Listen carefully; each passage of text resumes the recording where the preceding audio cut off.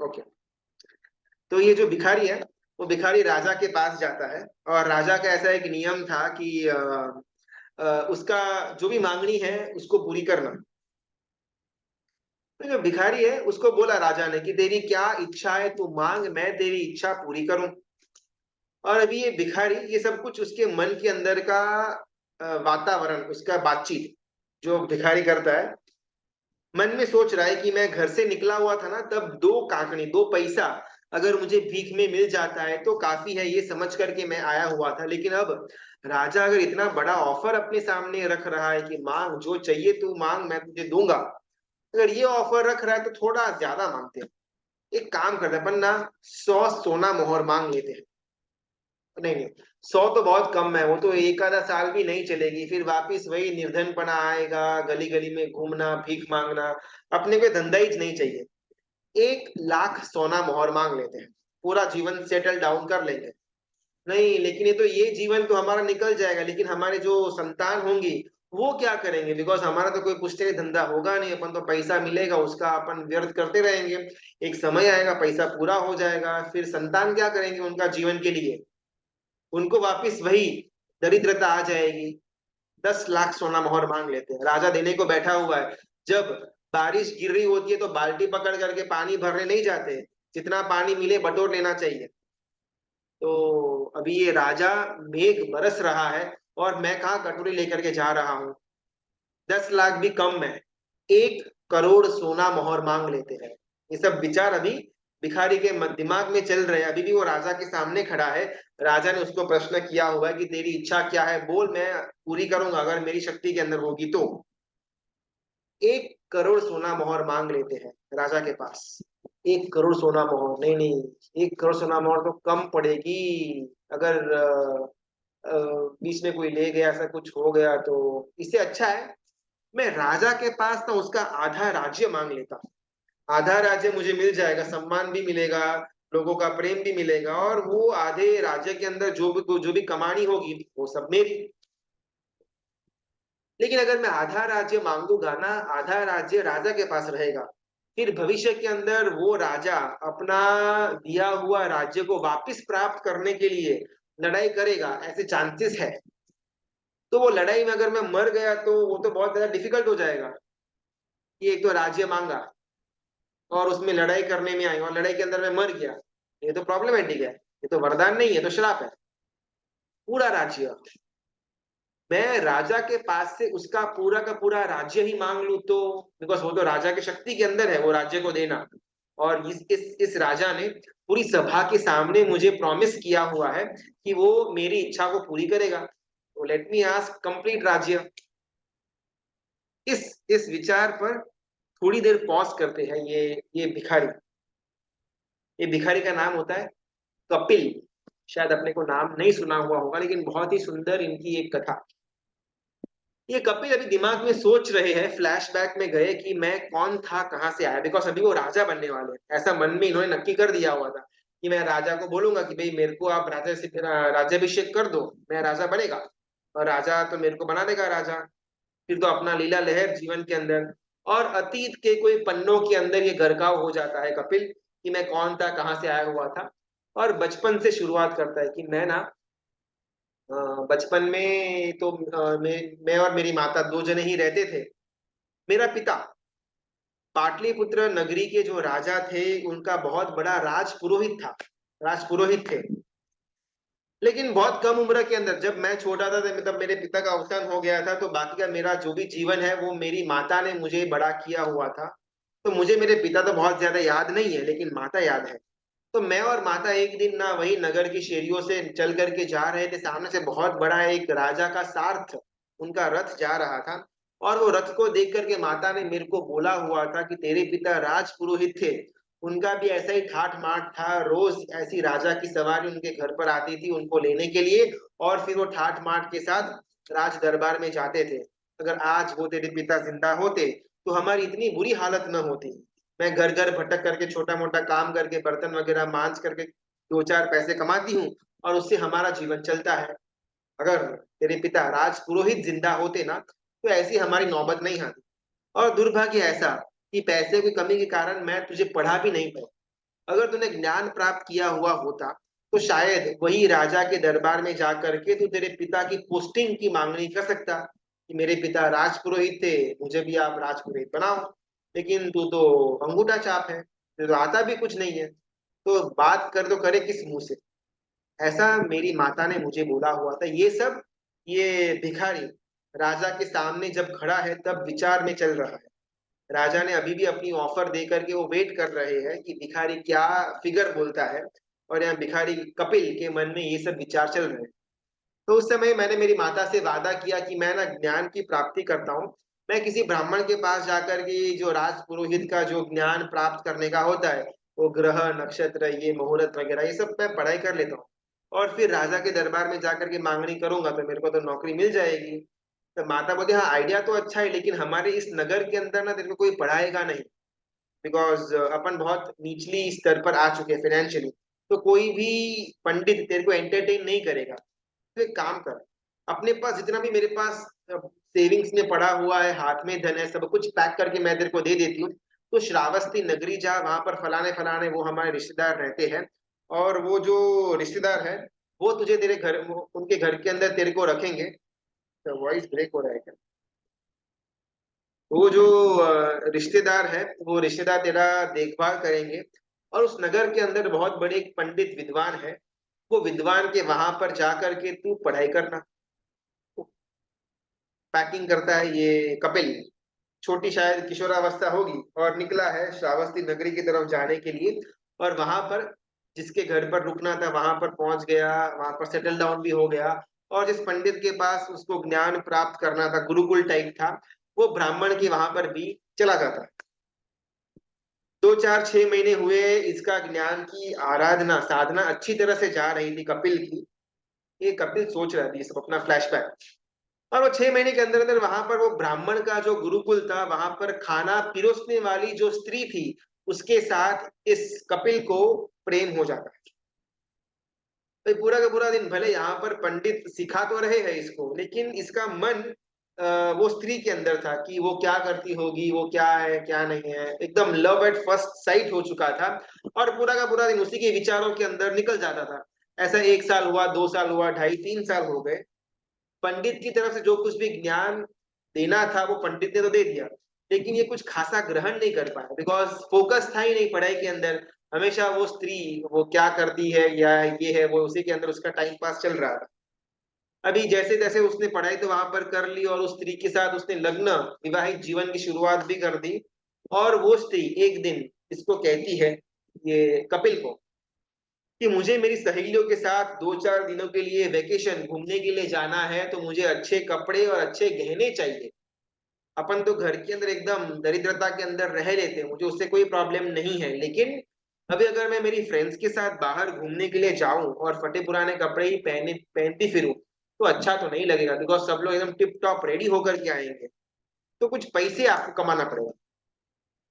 कपिल यानी कि मैं सोचता हूँ कि यार मेरे को तो कुछ आता नहीं है, कमाऊंगा कैसे। और तब मेरी पत्नी कहती है कि हमारी श्रावस्ती नगरी के जो राजा है ना, राजा का एक नियम है कि रोज सुबह अगर कोई ब्राह्मण सबसे पहला आकर के उनको आशीर्वाद देता है तो वो ब्राह्मण को 2 कांकड़ी यानी कि 2 पैसा देते हैं। तो क्या बात है, तो चलो मैं भी ट्राई करता हूँ।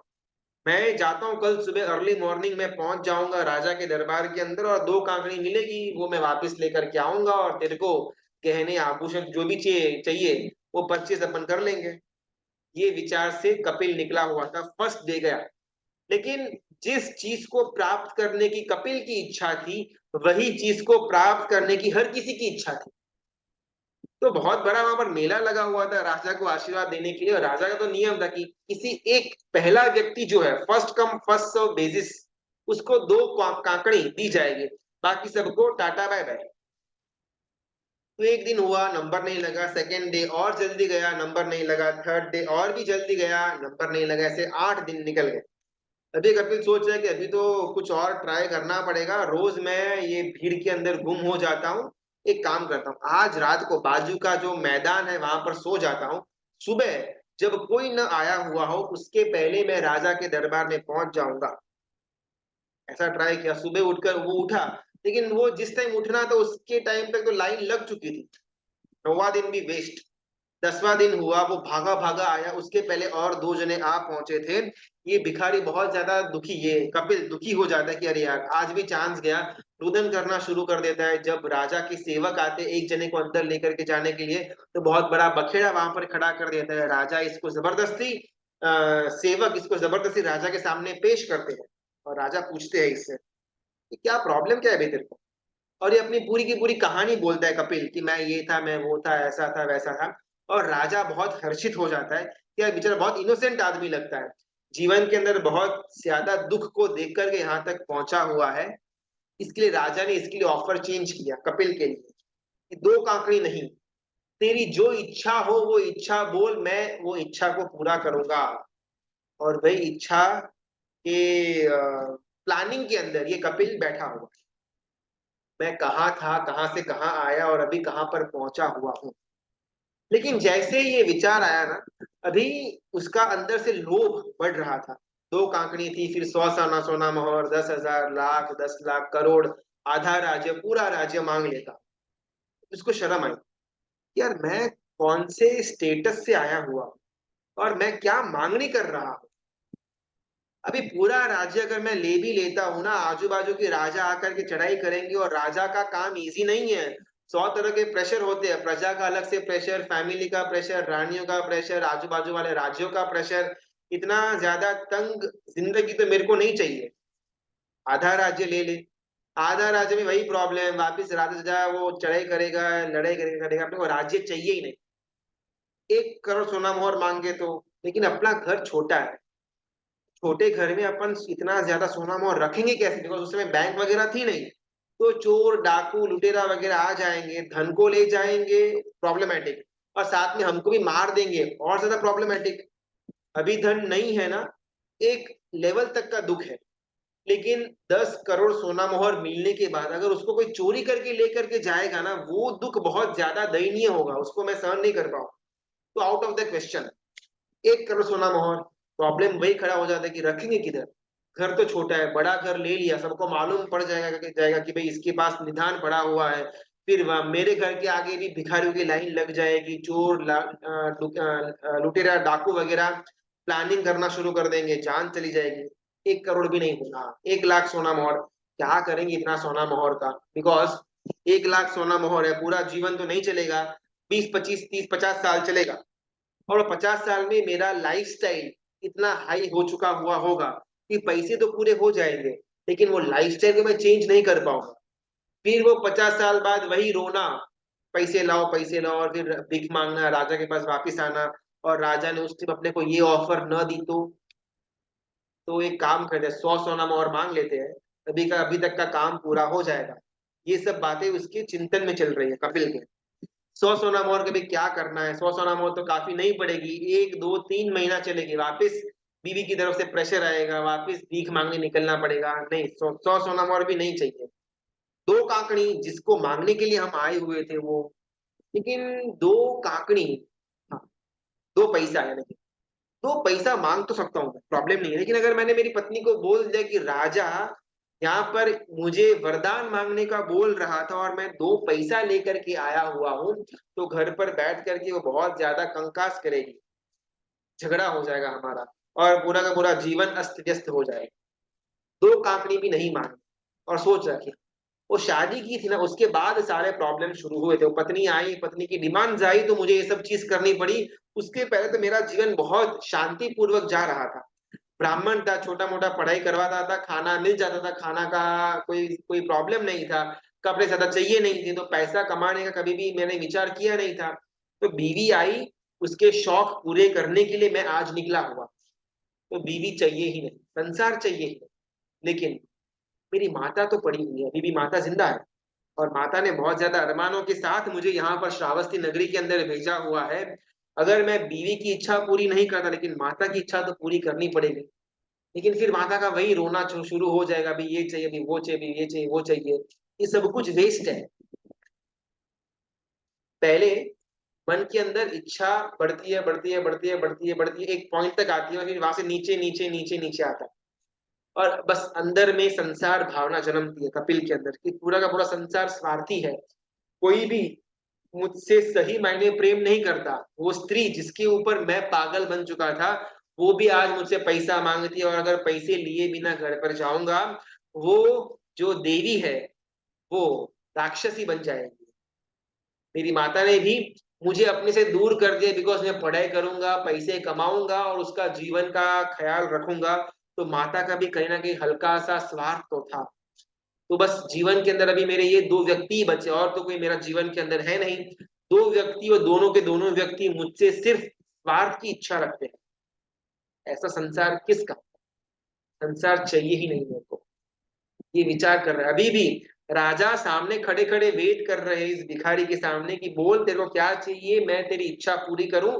और 5 10 15 20 मिनट तक इसके मन के अंदर ये सब बातें चल रही, और इतना ज्यादा अनित्य भावना, एकत्व भावना, संसार भावना के अंदर ये कपिल डूब जाता है कि तत्कालिक उसी समय भिखारी के वेश के अंदर कपिल को केवल ज्ञान की प्राप्ति हो। लोकांतिक देव वहां पर आते हैं, वस्त्र का परिवर्तन होता है, दीक्षा का समय हो जाता है। जो कपिल भिखारी राजा के पास भीख मांगने के लिए आया हुआ था, वो कपिल केवल ज्ञानी धर्म लाभ कह करके वहां से निकल जाता है। अपने को ऐसे बात पकड़नी है लोभ की। जीवन के अंदर चाहे जितना भी अपन कमा लेंगे, जो जो भी अपनी इच्छा होगी, कभी भी वो इच्छा तृप्ति की तरफ लेकर के नहीं जाएगी। हमेशा इच्छा अंदर से एक आग उत्पन्न करवाएगी, और वो आग में 14 राजलोक की संपत्ति भी अगर डालने में आए, वो आग के अंदर वो संपत्ति स्वाहा हो जाएगी, लेकिन आग कभी भी बुझेगी नहीं। आग बुझानी है तो लकड़ा को बाहर खींचना पड़ेगा, नए लकड़े डालते रहेंगे, आग बुझेगी नहीं। संसार के अंदर अगर सुख चाहिए तो इच्छा नाम की आग को दूर करना पड़ेगा, और इच्छा नाम की आग में और इच्छाएं उत्पन्न करते जाएंगे तो उससे आग बुझेगी नहीं, आग बढ़ेगी। शायद बहुत ही कम एग्जाम्पल्स हमारे धर्म कथाओं के अंदर, जिसके अंदर किसी भी भव्य जीव को, श्रावक के साथ, श्रावक को संसारी अवस्था के अंदर केवल ज्ञान की प्राप्ति हुई हो। शायद भरत चक्रवर्ती या इलाची को, ऐसे 2 3 अपने पास एग्जाम्पल्स होंगे। उसमें से एक एग्जाम्पल कपिल का, जिसने संसारी अवस्था, ब्राह्मण की अवस्था, एक गरीब, एक भिखारी के वेश के अंदर केवल ज्ञान की प्राप्ति हुई। तो मन के हमारे जो विचार है वो तय करते हैं कि हमको केवल ज्ञान मिलेगा या नहीं मिलेगा। बाहरी जो पर्याय या व्यवहारिक विचार है, जो व्यवहारिक क्रियाएं हैं, वो सिर्फ और सिर्फ मन की शुद्धि तक लेकर के जाने का एक साधन मात्र है। साध्य मन के अंदर विचारों की शुद्धता होना चाहिए, लेकिन ये विचारों की शुद्धता अपने आप नहीं आएगी, साधन के माध्यम से आएगी। अगर जीवन के अंदर व्यवहारिक क्रिया धर्म प्रॉपरली सेवा हुआ होगा, तो उसके कारण मन के अंदर शुद्धता आए। ये सदागम श्रुत ज्ञान, पहले भी हमारी बात हुई थी कि श्रुत ज्ञान एकमात्र ऐसा ज्ञान की जो बोल सकता है, बाकी चारों के चार ज्ञान मूक है, डम्ब है, वो गूंगे हैं, बोल नहीं पाते। ऐसा ये श्रुत ज्ञान, इसकी सेवना, इसका स्वाध्याय, इसका अध्ययन, चिंतन मंथन करना सिर्फ और सिर्फ इसके लिए, इस श्रुत ज्ञान के द्वारा हमारे पास पड़ा हुआ मति ज्ञान शुद्ध हो। और वो मति ज्ञान जब कंप्लीटली निर्मल हो जाएगा, वो केवल ज्ञान के अंदर परिवर्तित हो जाएगा।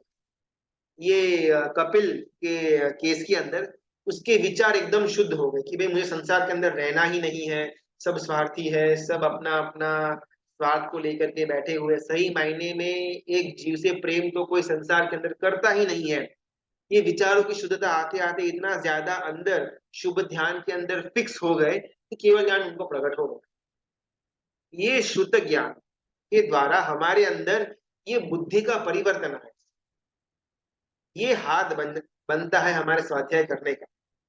सदागम 10 चीजें बोलता है प्रज्ञा विशालासा कि ये 10 चीजों के कारण से मैं दुखी रहता हूं। और जब मुझे मालूम पड़ा कि कर्म परिणाम राजा और काल परिणति देवी के घर के अंदर भव्य पुरुष का अवतरण हुआ है, तब मैं आनंदित हुआ कि क्योंकि वो भव्य पुरुष के अंदर ये 10 फॉल्ट्स नहीं है। बाकी तो अनंत पुत्र पुत्रिया है ये राजा और रानी की, और अनंत पुत्र पुत्रियाओं के अंदर ये 10 में से कोई ना कोई प्रॉब्लम्स को लेकर के वो अपना जीवन जीते, जिसके कारण मैं खुश नहीं। और वो 10 प्रॉब्लम्स कौन से? तो पहला बात हुआ निंदा का। किसने देखा है शुद्ध ज्ञान, कौन लिखा, ये तो गलत है, आउटडेटेड है, अभी तो नया मॉडर्न वर्ल्ड चल रहा है, साइंस इतना आगे बढ़ चुका है। ये सब विचारों के अंदर शुद्ध ज्ञान की अवहेलना करना सबसे पहला फॉल्ट, निंदा। दूसरा, उपेक्षा।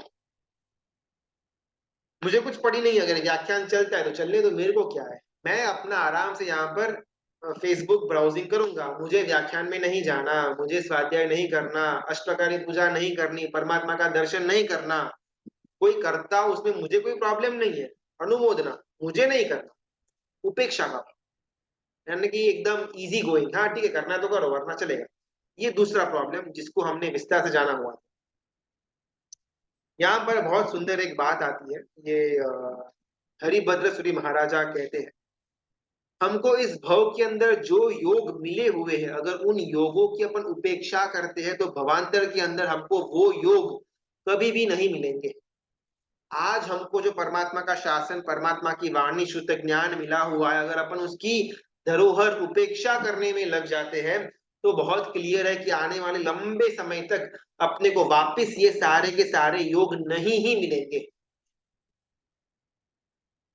उपेक्षा। बच्चों का वेकेशन के अंदर शिविर चलती हो तो शिविर के अंदर भेजना, या फिर स्विमिंग क्लास करवा लेते हैं, पाठशाला चालू हो तो पाठशाला के अंदर भेजना, या एक्स्ट्रा को करिकुलर एक्टिविटीज बच्चे के द्वारा करवाना। हमको अगर समय मिलता हो दो रात को 1 घंटे का तो टाइम पास करना, दोस्तों के साथ चिट चैटिंग करना, या एक आधा घंटे का अच्छा स्वाध्याय करना, हमारे पास ऑप्शंस हमेशा रहते हैं। लेकिन हम मेजरली धर्म की उपेक्षा करने वाले ऑप्शंस के अंदर सबसे ज्यादा आगे बढ़ते हैं।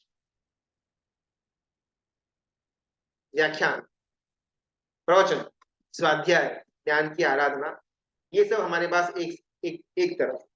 और अगर दूसरी तरफ संसार के कार्य वगैरह अगर अपने रखने में आए, फॉर एग्जाम्पल व्याख्यान जाना, और वही दिन एक किसी सगा संबंधी के वहां पर लग्न में जाना था, अपने अंदर बहुत इजी अपनी चॉइस होगी। व्याख्यान 9 से 10 है, प्रवचन 9 से 10 है संघ के अंदर, और सुबह का 9 से 10 अपने को शादी के अंदर भी जाना है, तो बहुत इजीली अपन वो दिन व्याख्यान नहीं ही जाएंगे, विल गो टू शादी। ये उनका भी अपने को सबको टेक केयर तो करना पड़ेगा ना। ये व्याख्यान की उपेक्षा। लेकिन अगर अपने को ऐसा मालूम पड़ा कि भाई ये तो उपेक्षा है, लेकिन फिर भी लग्न तो एक बार ही आएंगे वो जीवन के अंदर, वो इंसान के, प्रवचन तो रोज चलता है, गुरु भगवान तो 4 महीना 5 महीना तक यहाँ पर स्थिर है संघ के अंदर, तो प्रवचन तो रोज चलेगा, तो एक दिन नहीं गए तो क्या फर्क पड़ता है। लग्न तो वो जो हमारा साथी है, जो हमारा सगा है, संबंधी है, फ्रेंड है, उसका तो पूरी जीवन में एक बार वन टाइम प्रसंग है, तो वहां पर नहीं जाना चाहिए। तो बहुत सुंदर सिद्धेश्वरी गुरु भगवंत कहते हैं कि अनंता भव भ्रमण के अंदर हमने लग्न अनंती बार देखे भी है, अनंती बार करे हुए भी है, लेकिन परमात्मा की जिन वाणी का श्रवण बहुत बहुत रेयरली हमको मिला। सिर्फ इस भव का नजर में न रखते हुए अगर अपन थोड़ा बहुत अपनी पॉइंट ऑफ व्यू को ब्रॉड करें तो लग्न बहुत बार हमने किए भी है, देखे भी है, करवाए भी है, लेकिन परमात्मा की वाणी का योग बहुत कम मिला हुआ है। तो अगर अपन अपने लॉजिक से भी जाए तो परमात्मा की वाणी का श्रवण करना वो rarest of the rare occasion है, तो फिर उसमें उपेक्षा का भाव क्यों। दूसरा, चलो एक बार के लिए मान लेते हैं कि अपने को लगन में जाना पड़े, अपन रहते हैं अहमदाबाद के अंदर, बॉम्बे के अंदर हमारे किसी सगा संबंधी का लग्न है, हमने उसके लिए 1 या 2 दिन का हमने पूजा भी छोड़ी, अपनी आराधना, सामायिक, माला, प्रवचन, स्वाध्याय, भयावच सब कुछ हमने छोड़ दिया 2 दिन के लिए, बिकॉज उसके वहां पर जाना पड़ा। ओके, हम अहमदाबाद से कैसे भी करके बाय रोड या बाय ट्रेन अपन पहुंचे, बहुत ज्यादा धक्का मुक्की थी, टिकट मिली नहीं थी, कैसे भी करके अपन कष्ट को भुगत करके वहां पर पहुंचे। बॉम्बे के अंदर भी लोकल के 100 लफड़े चालू रहते हैं, कैसे भी करके हम भीड़ में पैसे बर्बाद करके, समय बर्बाद करके, शक्ति को बर्बाद करके लग्न के वेन्यू तक पहुंचे। और वहां पर जो लग्न जिसका था, जो जिसने हमको इनवाइट किया हुआ था, हम उनको बोले कि हम आ गए अहमदाबाद से, सच बोलो उनके मन के अंदर हम आए उसका उमंग कितना होगा। हमको मालूम है कि हम पूरी की पूरी रात वो ट्रेन में किस तरह सफर करके आए हुए हैं, फिर 8 घंटे गाड़ी के अंदर एकदम स्टैच्यू की तरह पांव जकड़ चुके हैं, इस प्रकार बैठे बैठे आए हुए हैं। बस वो 1 2 3 4 घंटे का उनका लग्न का जो प्रोग्राम था उसके अंदर शामिल होने के लिए। और जब हम ये सामने वाले होस्ट को व्यक्त करते हैं, उसके मन के अंदर हम वहां पर जुड़े, उसका उमंग कितना होगा। आया भले पधारो। और ही पीछे लाइन है, मिलते हैं बाद में, खत्म। इसके लिए हमने हमारा परमात्मा पूजा, दर्शन, वयावच, ज्ञान की आराधना, साधना, सामयिक प्रतिगमन, अभक्ष्य भोजन, ये सब कुछ हम साइड में रख देते हैं। बिकॉज उसके वहां पर हमको शादी अटेंड करनी थी, और वहां पर पहुंचने के बाद अपनी वैल्यू ऑलमोस्ट जीरो। हमारी दृष्टि के अंदर हमने अपने आप की इतनी ज्यादा मूल्यांकन किया हुआ है कि सामने वाला ना हमारा इतना ज्यादा मूल्यांकन करता नहीं है। आखिर ऐसा कब बनेगा कि भाई मुझे प्रवचन के अंदर जाना है, फिर मुझे सामयिक करना है, मुझे प्रतिक्रमण करना है, मुझे स्वाध्याय करना है, इसके लिए मैं लग्न को पोस्ट को कैंसिल करता हूँ, लग्न को मैं अवॉइड करता हूँ, मेरे को नहीं जाना है, कोई और जाएगा तो चलेगा, मेरा वहां पर होना आवश्यक नहीं है। ऐसा हमने कब सोचा हुआ। जितना अपन ऐसा नहीं सोचते, उन उन घटनाओं के अंदर हमारे द्वारा जिन आगम की परमात्मा के वचनों की उपेक्षा की, ऐसा माना जाता है। और भी अगर अपन थोड़ा भीतर में जाए, वन बाय वन लेवल यहाँ पर सिद्ध शिकनी खोल रहे हैं। सबसे पहला तो व्याख्यान और लग्न के प्रसंग के बीच का कंपैरिजन। उसके अंदर अगर अपन जाए तो भी कुछ बड़ा उखाड़ने वाले हैं नहीं। रैरिटी तो परमात्मा के वचनों को सुनने की है, लग्न की तो कोई रैरिटी नहीं है, वो तो हम अनंत काल से करते ही आए हुए हैं। हमारे अंदर जो पड़ा हुआ कचरा है, यहाँ पर शादी में जाना या फिर नहीं जाना, वो हर एक का अलग अलग मंतव्य हो सकता है। कैसा संबंध है, कैसा हमारा वहां पर कर्तव्य है या नहीं, वो सब चीजों को ध्यान रखते हुए हम वो डिसाइड कर सकते हैं। व्यवहारिक रूप में उसको साइड में रखते हैं, लेकिन एटलीस्ट निश्चय नय के अंदर क्या हम एकदम क्लियर है कि सुनना तो प्रवचन ही है, मैं तो फालतू में लग्न के अंदर आ गया, स्वाध्याय तो करना ही था, ये टाइम पास मैं यहाँ पर कर रहा हूँ। क्या एकदम प्रामाणिकता से अपने आप को अपन पूछ सकते हैं, ये प्रश्न और जवाब क्या ये निकलेगा। हम लग्न में जाए न जाए वो सेकेंडरी है, शायद हर एक लग्न को अवॉइड न भी कर पाए, और हर एक लग्न में जाना ही पड़े ऐसा कोई आवश्यकता भी नहीं है। लेकिन जितने भी लग्न हमको अटेंड करने ही पड़े, उन उन समयों के अंदर, वो 2 दिन या 4 दिन डेस्टिनेशन वेडिंग के अंदर अपन गए, उतने समय के अंदर क्या अपने को अंदर से डंक उत्पन्न हुआ कि मैं उपेक्षा कर रहा हूँ। और इसी उपेक्षा में हम तो जुड़े, और हमने हमारी आने वाली पीढ़ी को भी जोड़ा।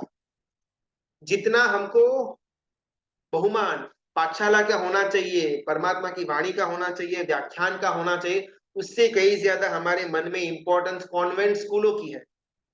पाठशाला के अंदर 5-25 लोग पकड़ करके बिठाने पड़ते हैं, व्याख्यान के अंदर 5-25 भाइयों को बुलाना पड़ता है, तब जाकर के व्याख्यान शुरू होता है। और कॉन्वेंट स्कूलों के अंदर लाइन लगती है हमारे जैन के बच्चों को वहां पर पढ़वाने की। उपेक्षा प्लस निंदा, दिस शोज कि हमको परमात्मा के वचनों की कोई भी इंपॉर्टेंस नहीं है, सम्यक ज्ञान की कोई इंपॉर्टेंस नहीं है। कॉन्वेंट स्कूलों के द्वारा जो मिथ्या ज्ञान दिया जा रहा है, वो हमको हाईएस्ट उसकी इंपॉर्टेंस लगती है। ऐसी सिचुएशन के अंदर, इस सिस्टम के अंदर पढ़ करके जब वो बच्चा यौवन अवस्था के अंदर, किशोरावस्था के अंदर बाहर आएगा, हमने जो उसको शिक्षण दिया हुआ है, उस शिक्षण के कारण वो क्रोधी बनेगा, कामी होगा, जिद्दी होगा, लपटी होगा, लोभी होगा, कपटी होगा, निष्ठुर होगा, कृतज्ञ होगा, माँ बाप को गाल देने वाला होगा, माँ बाप को रुलाने वाला होगा, माँ बाप को घड़ा घर के अंदर डालने वाला होगा। महास्वार्थी जीव ऐसा उत्पन्न होगा, महाविचित्र जिसके विचार होंगे। और फिर वही माता पिता गुरु भगवान के पास आकर के रोएंगे कि भाई मेरा बच्चा तो बात सुनता ही नहीं।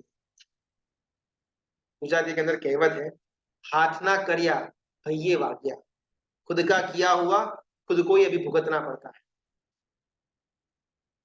स्कूलों में भेजना नहीं भेजना वो हर एक का पर्सनल मैटर हो सकता है, यहाँ पर उसकी टिप्पणी नहीं चल रही। लेकिन ये सिस्टम में आगे जाकर के ये अनिष्ट अनिवार्य बन जाता है।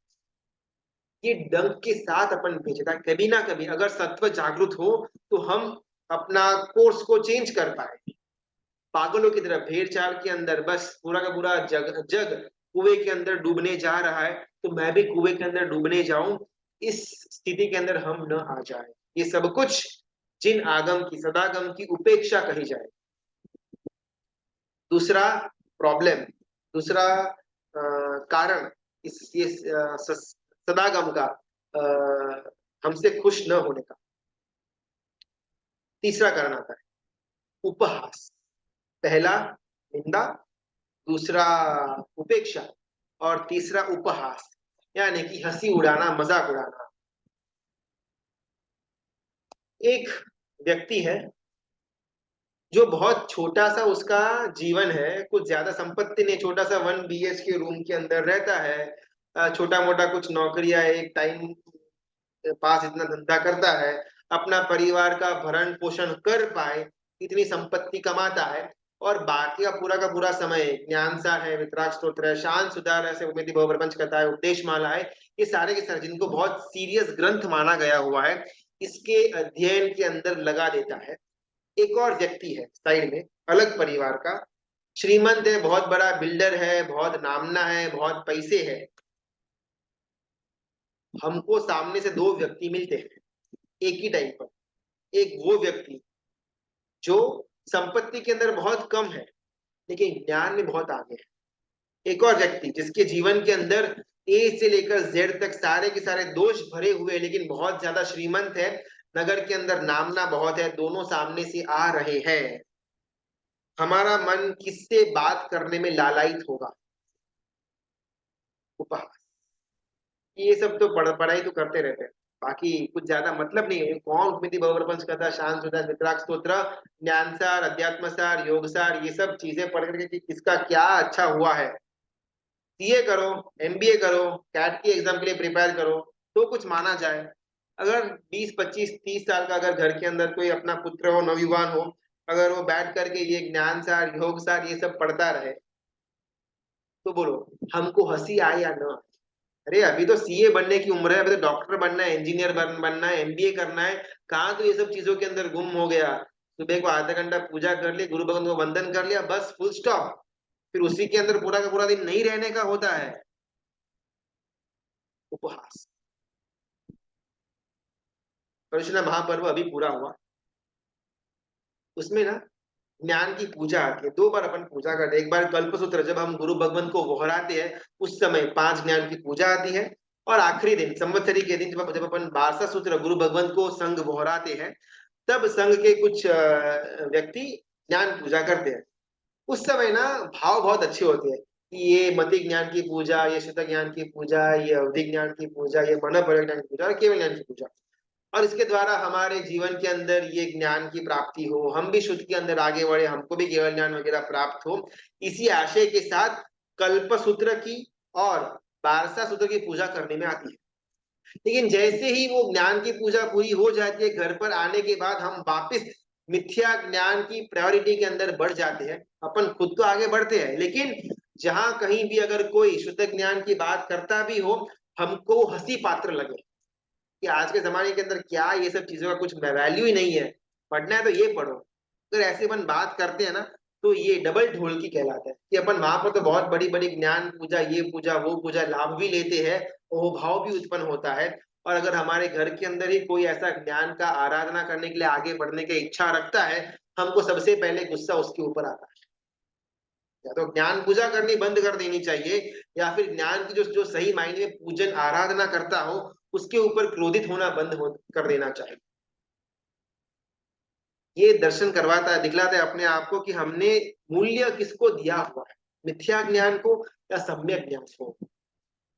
तीसरा प्रॉब्लम जो है उपहास, निंदा, उपेक्षा, उपहास, और चौथी प्रतिक्रिया बहाना, एक्सक्यूज। निंदा भी नहीं है, उपेक्षा भी नहीं है, उपहास भी नहीं करते, लेकिन व्याख्यान सुना, स्वाध्याय हमने किया, लेकिन जब पढ़ी हुई बातों को, सुनी हुई बातों को, अच्छी बातों को जब अनुकरण करने की बात आती है, तब हमारे मन के अंदर एक्सक्यूज उत्पन्न हो जाते हैं। देखो ये सब अच्छा है। हाँ, अब ये चौगियार करना चाहिए, स्वाध्याय करना चाहिए। आई आई कम्प्लीटली अग्री, मुझे कोई प्रॉब्लम नहीं है, बिल्कुल करना चाहिए। लेकिन क्या है ना, मेरी थोड़ी बहुत प्रॉब्लम्स है।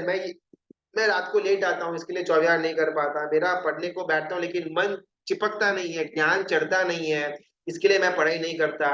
ये मार्ग अच्छा तो है, दीक्षा तो लेनी चाहिए, लेकिन क्या है, दीक्षा के बहुत बहुत ज्यादा डिफिकल्टीज आती है। वो गर्मी में सोना, कपड़े वगैरह धोना बहुत कम, चल करके जाना, पैदल भोचरी, सब जमता नहीं। ये चौथी प्रतिक्रिया है बहाना। बहुत सारे जीव ना अपने खुद की अशक्ति का उद्भवन करते हैं कि भाई देखो, मेरा ना उपवास करने की इच्छा तो बहुत होती है, लेकिन क्या है, वो सिर दर्द होता है, पित्त वगैरह होता है, तो अपन उपवास नहीं करते। अपनी अशक्ति का डिस्प्ले करने के द्वारा वो क्रिया से छूटने का प्रयत्न करते हैं, और इसमें सबसे ज्यादा हम जो बैठे हुए ना, इनका समाविष्ट होता है। जानते तो है करने जैसा है, मानते भी है करने जैसा है, लेकिन जब एक्चुअली करने की बात आती है ना, पीछे हट। बिकॉज अपने पास 10 एक्सक्यूज रेडी है कि ये चीज इसलिए नहीं कर पाते, इसलिए नहीं कर पाते। और अपने को मन में होता भी है कि देखो भाई, अपन तो मानते हैं करने जैसा है, लेकिन कर नहीं पाते, वो बात अलग है।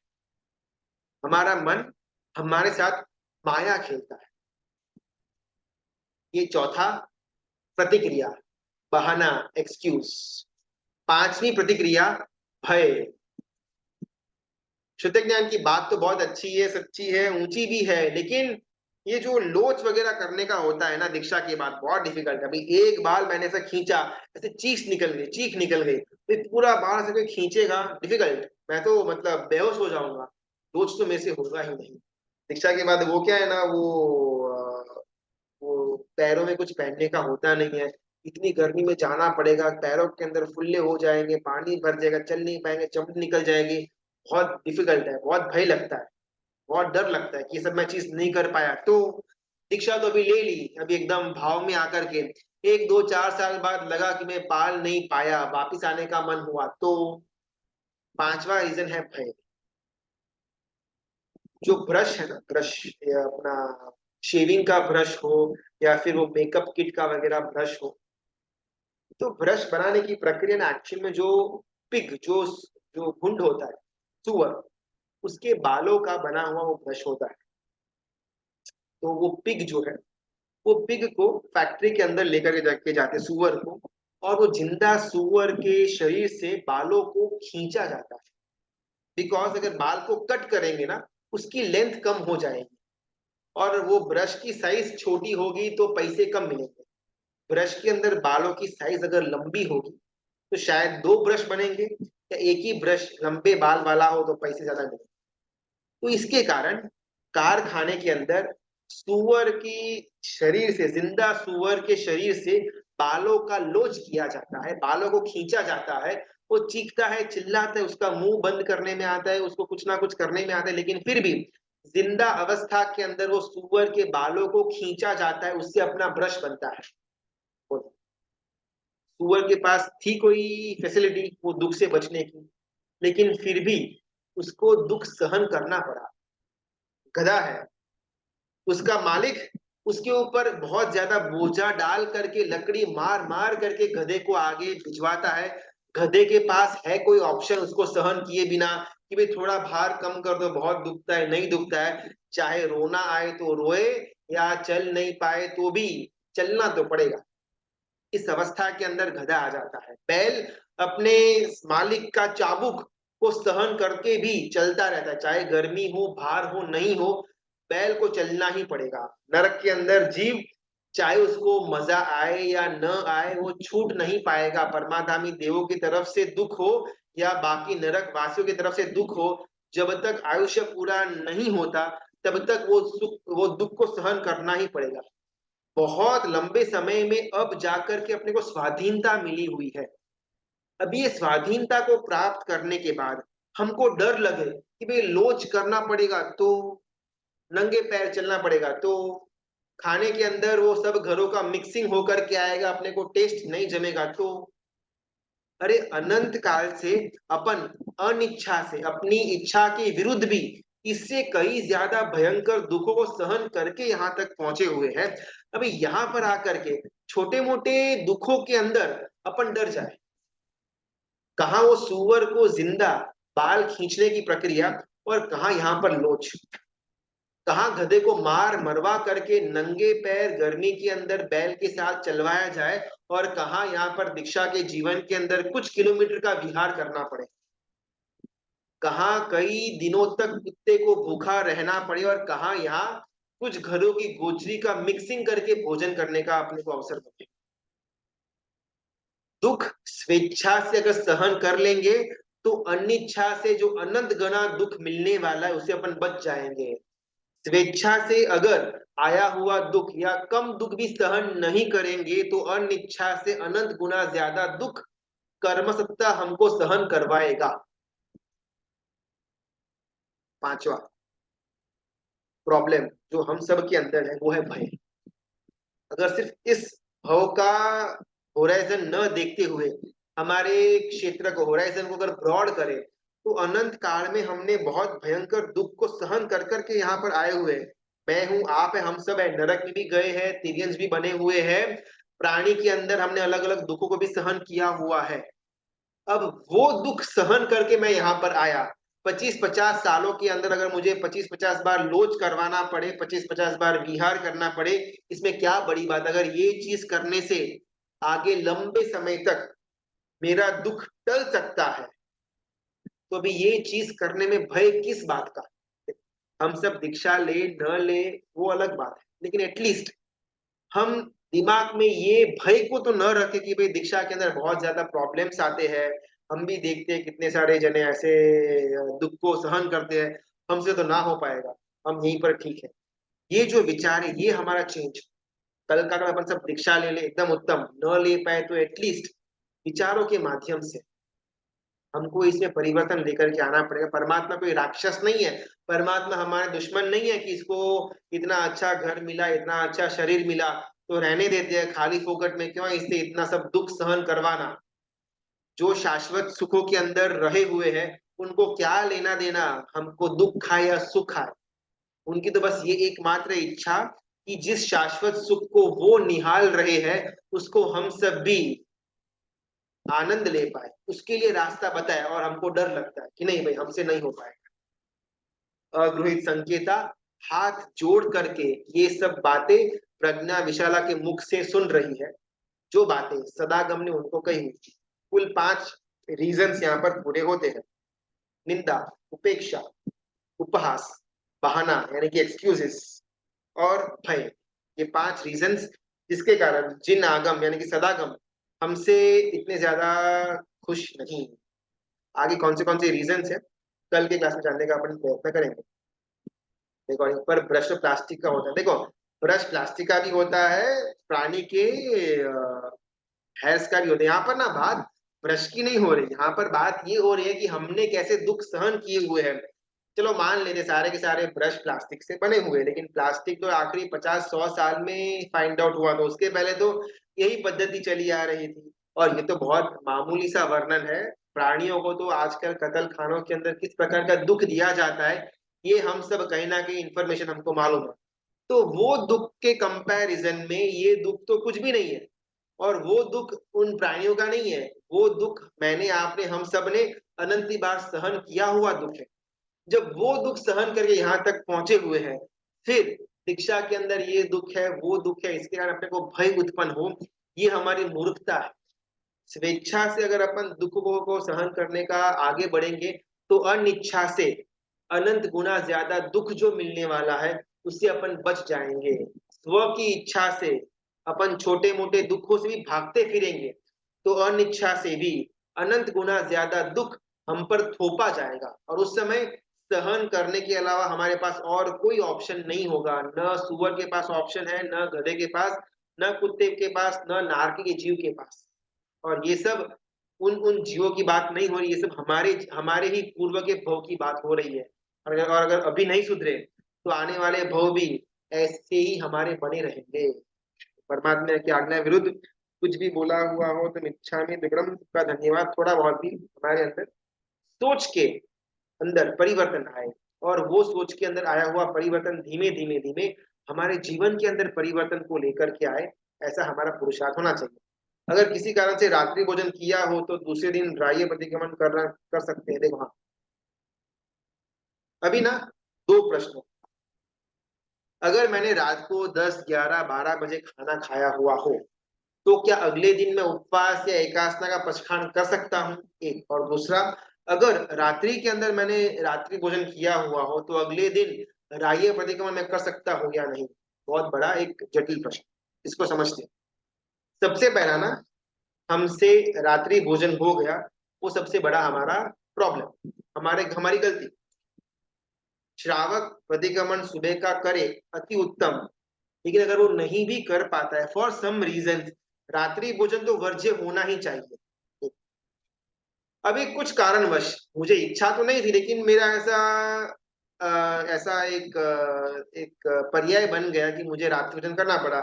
ऑफिस से निकल गया था लेकिन ट्रैफिक के अंदर फंस गया, गाड़ी ब्रेक डाउन हो गई, ट्रेन लेट हो गई, मुझे घर पहुंचने में लेट हो गया और मेरे घर के अंदर खाना भी बन चुका है, भूख भी लगी है, मैं उसको स्टॉप नहीं कर पाऊंगा, मुझे खाना खाना पड़ा। ये एक कैटेगरी।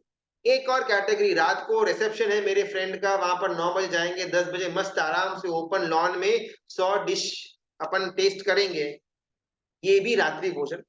और ऑफिस से आने में लेट हो गया और हमको खाना पड़ा, उसका नाम भी रात्रि भोजन। अभी का जो पहला वाला ऑप्शन है कि ऑफिस से हम निकल गए थे टाइम पर, लेकिन अभी रास्ते में लेट हो गया, ट्रेन वगैरह लेट हो गई, घर पर पहुंचने में लेट हो गया, और ऐसा तो अपन जनरली चौबियार करते ही है, लेकिन आज के दिन अपन चौबियार नहीं कर पाए, हमको खाना ही पड़ा। बहुत ही ज्यादा अपने अंदर वेदना कि अरे यार क्या अभाग्य जीवन मिला हुआ है, एक छोटा सा रात्रि भोजन का त्याग भी मैं नहीं कर पाता, ऐसा जीवन तो एकदम व्यर्थ है। ऐसी अंदर से वेदना के साथ अपन रात को खाना खाए, फर्स्ट ऑप्शन।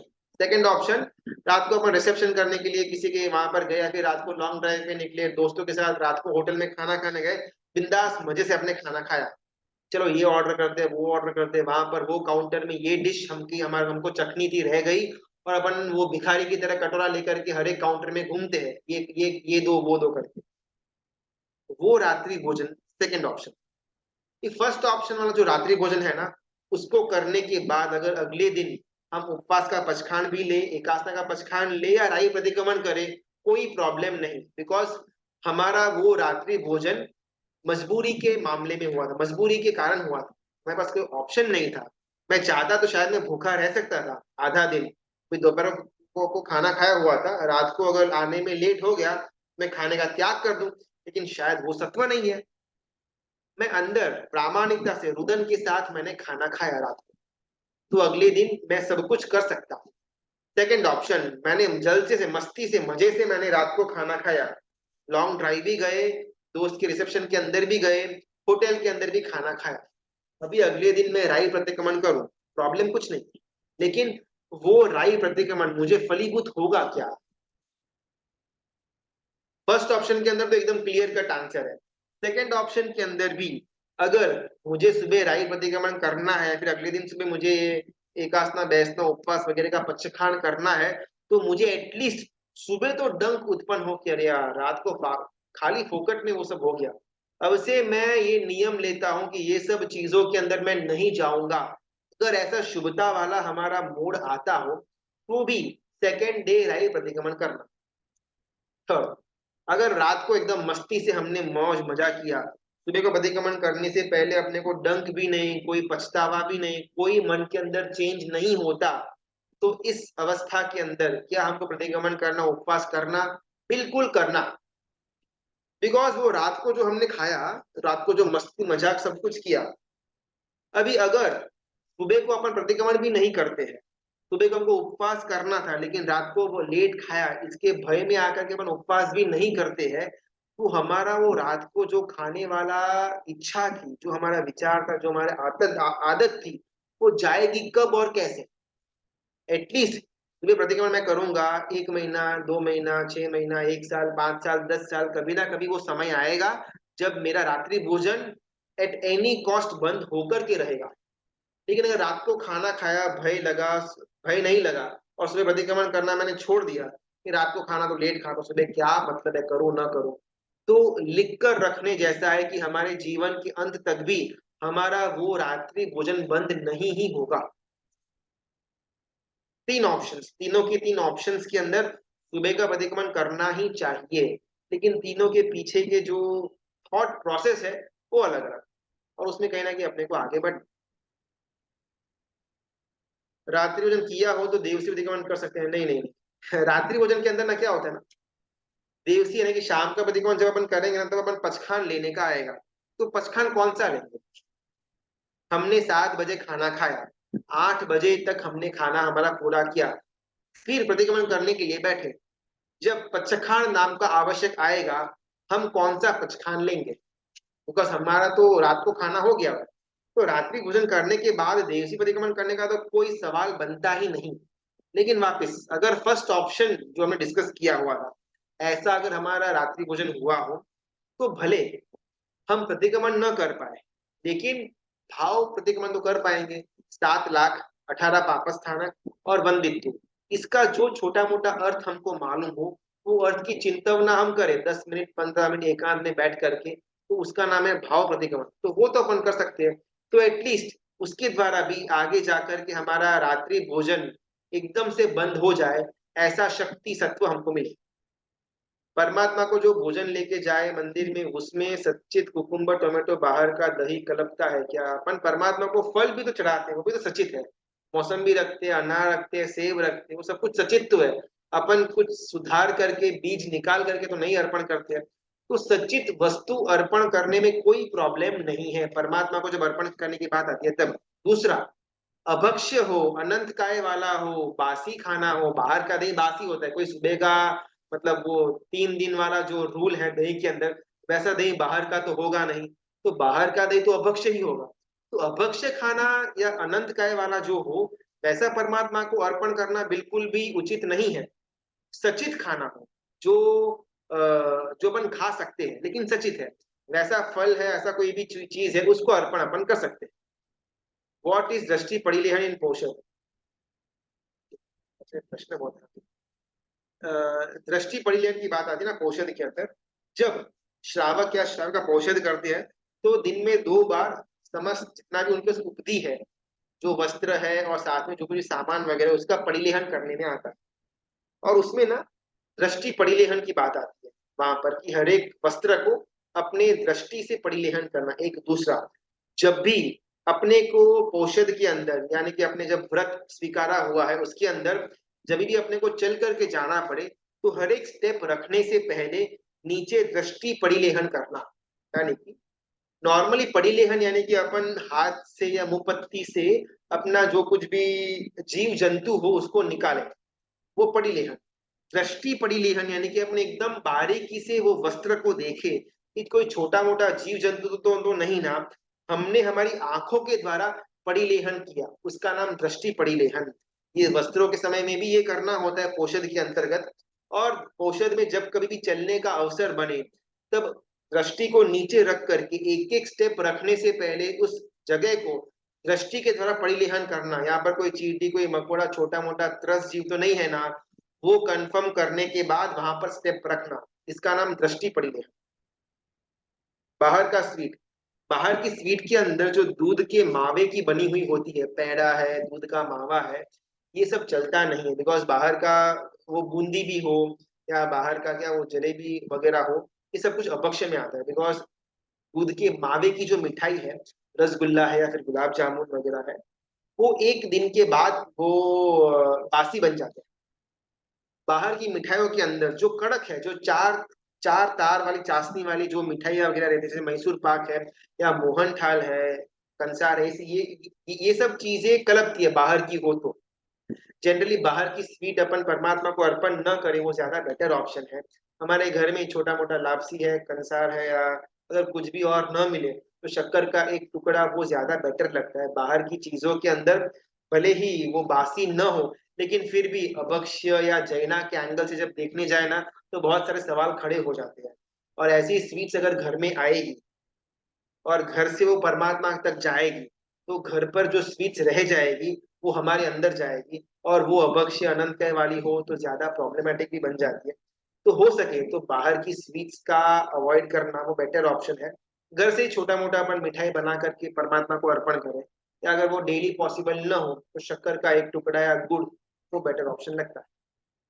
तिथि में हम फ्रूट्स नहीं खाते लेकिन देरासर में चढ़ाते हैं, वो तो कोई और खाने वाला है, वो चलता है क्या? यहाँ पर 14 के अंदर ना हमको हमारे जीव के लिए वो 14 पालने की रहती है।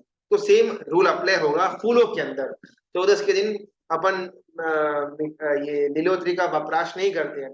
तो फूल उसको चूंटना या चूंटे हुए फूलों को बाहर से लेकर के परमात्मा को अर्पण करना, प्रश्न। 14 के दिन फिर कच्चे पानी से परमात्मा का अभिषेक करना, प्रश्न। चंदन केसर को घिसना, घोटना, परमात्मा का विलेपन करना, केसर पूजा करनी, प्रश्न। 14 के दिन फिर अग्नि के जीव आरती या मंगल दीवा के द्वारा, धूप के द्वारा, प्रश्न। तो ये सिर्फ तिथि के अंदर सिर्फ फलों तक ये प्रश्न सीमित नहीं रहेगा, ये प्रश्न हर एक अष्टप्रकारी पूजा के अंदर क्रिएट होगा। तो हमको इसका आशय समझना पड़ेगा। हम यहाँ पर परमात्मा को जो भी चीज अर्पण कर रहे हैं, वो अर्पण करने के पीछे का हमारा भाव हिंसा अहिंसा का नहीं है, लेकिन अर्पण करने के पीछे का हमारा भाव इसके द्वारा मेरा संसार कम बचे, संसार के अंदर मेरी आसक्ति कम हो। मुझे फल बहुत पसंद है, मैंने मेरे पास रहा हुआ फल जो घर में था, जिसको मैं शायद खाने वाला था या फिर कल खा सकता था, आज मैं उसको परमात्मा को अर्पण करता हूं, क्योंकि एक मुझे ये फल के ऊपर से आसक्ति कम हो, और दूसरा मेन रीजन, परमात्मा मेरे पास जो सर्वश्रेष्ठ फल मुझे मिला, मैंने उसको आपके पास अर्पण किया। क्यों? बिकॉज आपके पास जो मोक्ष रूपी सर्वश्रेष्ठ फल है, उसकी मुझे झंखना है। और वो मोक्ष रूपी फल के लिए मैं कितने भी फल मेरे पास हो, वो सब कुछ आपके चरणों में धरने को रेडी। अभी वो फल फिर 14 के दिन कोई खाता हो या न खाता हो, वो हमारा विषय नहीं है। 14 के दिन भी के दिन कई सारे लोग खाते भी है नीलोत्री जैन के अलावा, तो अपने को उसका कोई मतलब नहीं पड़ता। सिमिलरली हमारा द्वारा अर्पण किया हुआ फल अगर कोई और खाता हो या न खाता, उससे हमारा कोई लेना देना नहीं है। हमको तो वो भाव स्पर्शना करनी है कि मेरे पास रहा हुआ फल परमात्मा मैंने आपको अर्पण किया, तो आपके पास रहा हुआ फल मुझे प्राप्त हो, ये भावना आनी चाहिए। वरना सिर्फ ऐसे टाइम पास के लिए रखे जाए, उससे कुछ ज्यादा शायद अपने को बेनिफिट ना हो। नहीं, बराबर हो गया। परमात्मा की आज्ञा विरुद्ध कुछ भी बोला हुआ हो तो इच्छा में विक्रम, सबका बहुत बहुत धन्यवाद अनुमोदना। थोड़ा बहुत अपन अपने विचार के अंदर परिवर्तन आए, इस आशय के साथ कल वापस बाकी के रहे 5 प्रॉब्लम्स को जानने का प्रयत्न करेंगे। सबका धन्यवाद।